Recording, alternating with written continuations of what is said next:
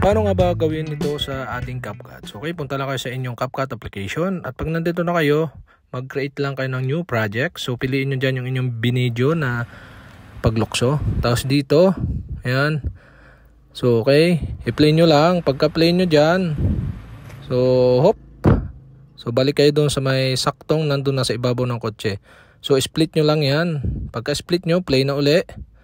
Tapos, hanggang doon sa mag-close na yung door. Yan. Tapos, split nyo na lang ulit. Tapos, itong huling layer or video, so gawin nyo, punta kayo sa overlay. Tapos, yan. Pag na-overlay nyo na, slide nyo lang hanggang doon sa pinakang unahan ng video. Select nyo lang yung layer, tapos punta kayo sa may speed. Tapos, slide nyo lang hanggang sa makakuha nyo yung sakto doon sa may hanggang paglukso. Yan, tapat nyo lang doon. So, dito naman ulit sa baba, slide nyo lahat, hanapin nyo yung pinakang mask. So, click nyo lang yung pinakang mask. Yan, pagka-click nyo, select nyo yung design na gusto nyo i-crop.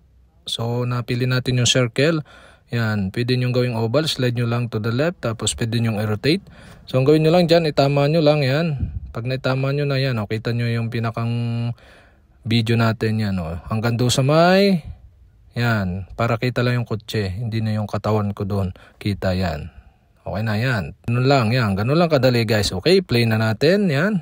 Yan. Guys, makikita nyo na ang kinalabasan. Yan guys. Ganun lang.